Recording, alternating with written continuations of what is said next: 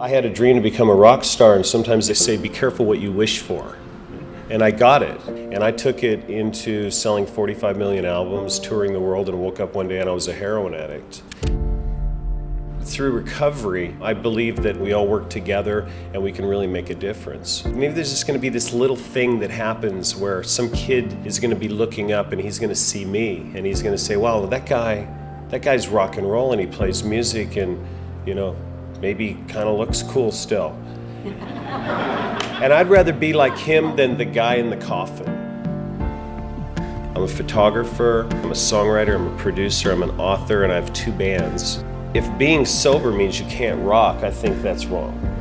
You know, you can do a lot of cool stuff in sobriety.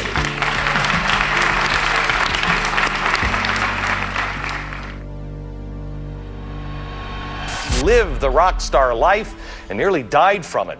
From hit singles to drug addiction, he's written a brand new book that tells the tale. It's called The Heroin Diaries. A book in my hand called The Heroin Diaries. The Heroin Diaries, a year in the life of a shattered rock star. Nikki Sixx. He's released the details of this life in The Heroin Diaries. I was blown away from the very first moment it came across my desk. I knew that there was something very special here. I mean, this is a 10-year-old book that still sells thousands and thousands of copies every month. Somebody asked me the other day on Facebook, they said, you know, when are you going to stop talking about your addiction? And I said, never. To be honest about that takes courage.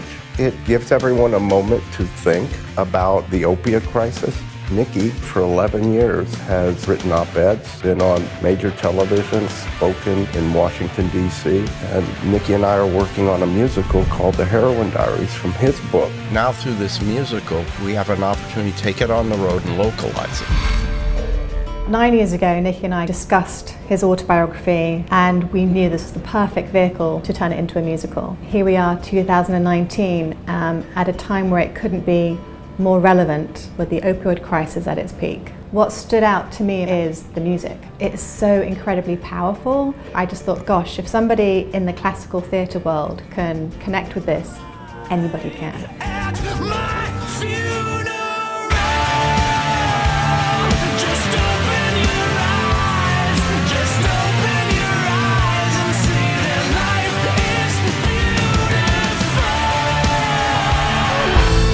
The story of the amazing, miraculous survival of a rock star is maybe where we started, and now we're touching on the pulse of a national crisis. We weren't interested in an after-school special about heroin addiction. We want to make sure that what we put in front of an audience is exciting and dangerous and at times dark. So what's so unique about this musical is that 6am had already written the music.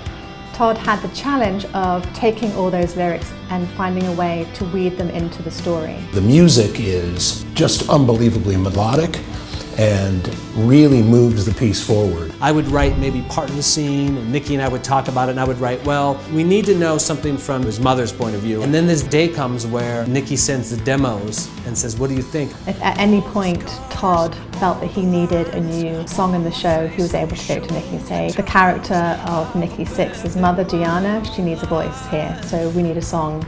And so one of the most powerful songs actually for me is Mother.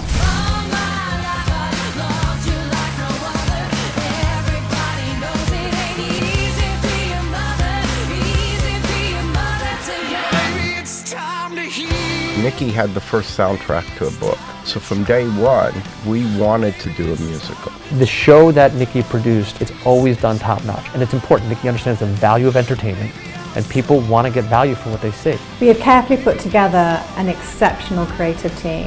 We're working with the Moment Factory. They are one of the biggest production companies in the world.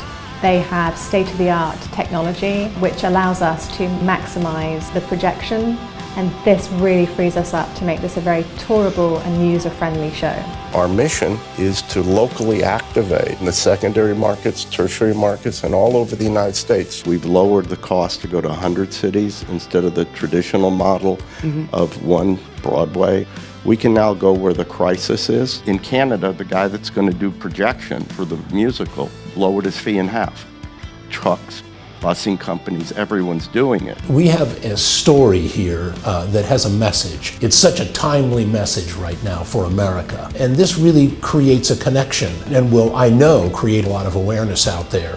We have worked with Faces and Voices to destigmatize and create local awareness about America's #1 crisis. Faces and Voices was founded by people in recovery to tell the story of recovery. And Faces and Voices is partnering with the Heroin Diaries musical for us to organize grassroots movements around every city where the musical goes. Some of the organizations involved are Faces and Voices, WPP, largest advertising agency in the world, and iHeartMedia, who have the same mission as we do.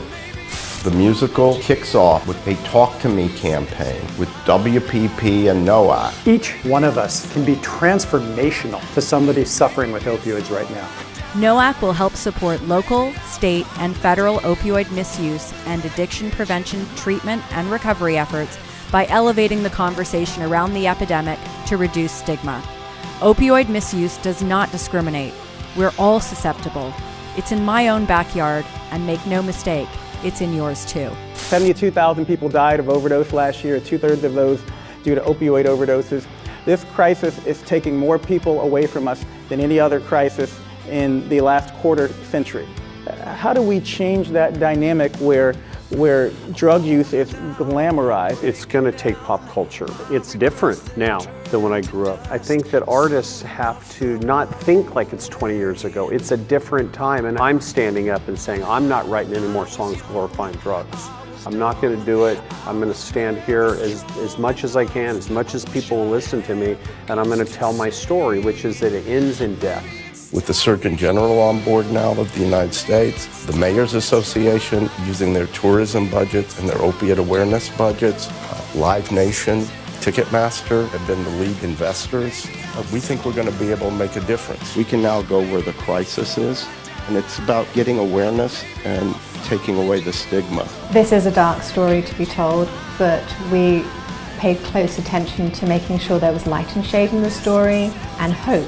We actually need to have the conversation about this. We need to talk about the opioid epidemic rather than hiding from it. There are 20 million people in this country in recovery, and Heroin Diaries tells a very dark story. It also shows that there is hope. I think what's really powerful about this show is you're going to come away with enough information to help yourself, a friend or family member. When you've lost it all, that's when you finally realize that life is beautiful.